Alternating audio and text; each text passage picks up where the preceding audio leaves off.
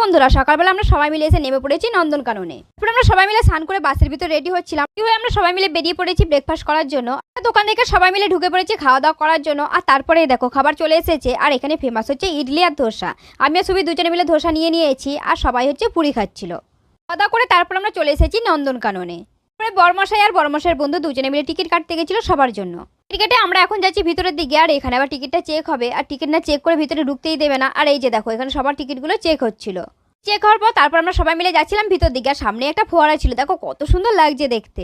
আমরা সবাই মিলে গাড়িতে চেপে পড়েছিলাম পুরো নন্দনকাননটা ঘোরার জন্য। আর এত বড় নন্দনকানন পায়ে হেঁটে তো ঘোরাই যাবে না। প্রথমে আমরা চলে এসেছিলাম বাঘ মামার সাথে আলাপ করতে। আর কত সুন্দর লাগছে দেখো বাঘ মামাকে। আমরা চলে আসলাম সিংহের সাথে দেখা করতে। চলে আসলাম কুমির দেখার জন্য। আর এখানে দেখো বিভিন্ন ধরনের কুমির ছিল। আর কুমিরগুলোকে দেখে মনে হচ্ছিল যে কুমিরগুলো মারা গেছে, কিন্তু এগুলো কোনোটাই মারা যায়নি। এখানে ছিল বিভিন্ন ধরনের সাপ। আর এই যে একটা সাপ দেখো কত বড় আর কত মোটা। এর মতন টাটা সবাইকে, দেখা হচ্ছে নেক্সট পার্টে।